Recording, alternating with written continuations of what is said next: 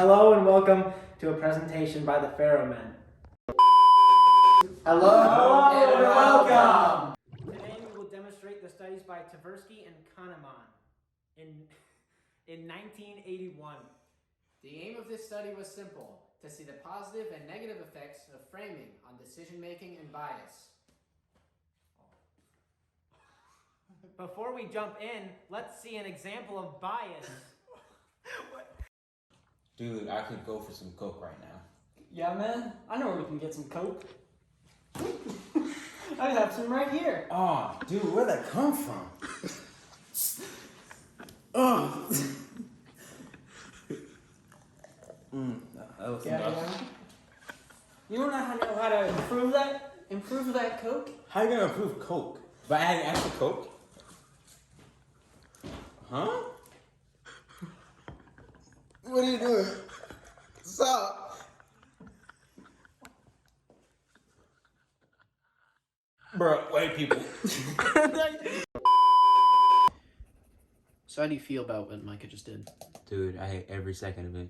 As soon as I saw chocolate milk, I just had a bad feeling in my stomach. A lot of people say that. Why'd you have that feeling? Cause dude, these white people been wildin', bro. Wildin'. What specifically makes you think that they're wildin'? Dude, I just hate white people, man. There's just something. I don't know. See, Tony showed a good example of bias here. Instead of disliking Micah for the vile acts he did, he disliked Micah simply because he was Micah, or a white person. That's right, Bamberg. What we're seeing here is a simple case of bias. But in this case, the bias was caused by a burning hatred in Tony's heart. In other situations, it would be caused by a monetary stake in the problem or an emotional one. But again, Tony's issue with this situation was not because it was vile, which is objectively true. His issue was that because it was done by a white person. So there's the bias. Now moving on to the main experiment. In the Kahneman experiment, they present their sample of 307 undergraduate students with a situation. The situation is that a new epidemic is beginning to spread, and unless action is taken, 600 people will die, or at least that's what they're being told. We will demonstrate that experimental process now. Hello and welcome to our interview. Today we're going to decide whether or not you are a good fit for our crisis analysis position. Thank you for having me. We're going to jump right in. I'm going to hand you a scenario and then two options for what you could do to avoid that scenario or reduce the risks of it. And that's what's going to happen. So you good with that? Yeah, fine with me. So you're the decision maker for the United States of America. A new pandemic or epidemic is raging across the country. And your analysis has given you the idea that 600 people are going to die. What do you drink? What is that? Can I have it? You want to sit? Yeah, thanks. That's pretty good. If you don't do something, 600 people will die. You have two choices. Your first choice will result in 200 people being saved. Your second choice has a 1 in 3 chance that 600 people will be saved, but a 2 in 3 chance that nobody will be saved. Yeah. Which one are you going to pick? Well, when you put it that way, 600 people being saved is a lot to consider. But I'd rather play it safe and go with the option where 200 people will be saved no matter what. Thank you for your time. What was in that, by the way? Cyanide.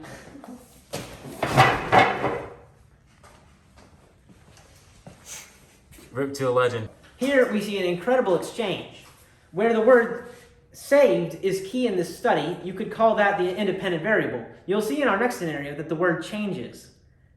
In the original study of the 307 participants, 72% favored the first option. Hello and welcome to our interview to determine whether or not you are a good fit for our new crisis analysis position within the company. Oh, yeah, thank you. We're going to jump right in. I'm going to hand you two scenarios that will hopefully reduce the significance of the first scenario that I give you. It's going to reduce the mortality rate or so ever. Whichever one you pick, it's going to seriously change something within your position. Alright, sounds good. So you're the decision maker for the USA. A new pandemic is raging across the country, a new pandemic, and 600 people are going to die, or so your statisticians tell you, and you're going to work with that information in this scenario. You have two choices. Your first choice will result in 400 dead, so roughly 200 less than what your statisticians tell you. Or you have a second choice. That second choice has a third chance of nobody surviving, or of nobody dying. Nobody's gonna die in your first choice. But in your second choice, if there's a 2/3 chance of this one happening, everybody dies that will originally die. Whoa. Wait 1 second. Tony's thinking awfully hard. But what about you? Did you catch that? Which would you pick?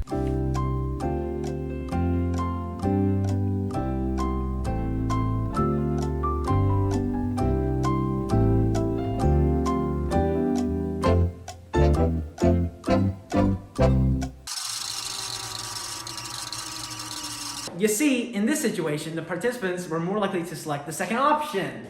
But did you catch that? These are actually the same exact choices presented to the participants, but this time the word die is featured instead of saved.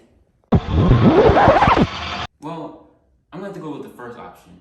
Because despite the 400 dead, saving 200 people is better than rolling the dice and potentially saving nobody. That's a great answer. A lot of people, most of the participants, have answered the opposite.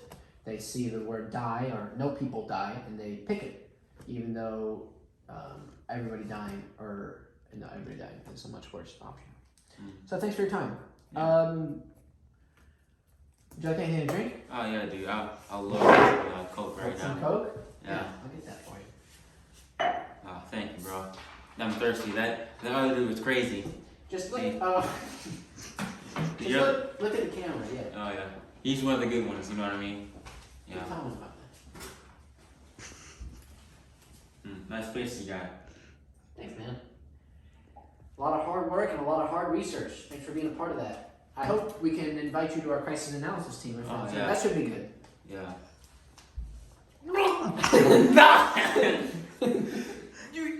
Bro. That's actually disgusting. Say the line. Oh, dude, I can't believe you. I thought you were one of the good ones. Guy, just like the rest, I just hate white people. Alright, that's good. Dude, that's actually disgusting. It appears that our participant made an educated and informed decision, unlike in the original experiment where 78% of participants actually chose the second option. That's right, Bamberg. The limitations of this study can be attributed to a small sample size and the potential for participant bias, since most of these were young, educated people.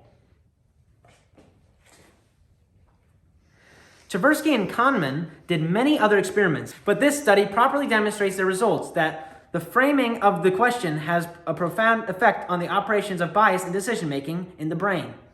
We're now going to rush to the end of our poorly created presentation, which I know none of you are here to see. It's this video that's the main event we've got going on here, serving as a recap of this video, and then we're going to run our own test on you, the subject, The people. the white people. It's terminal.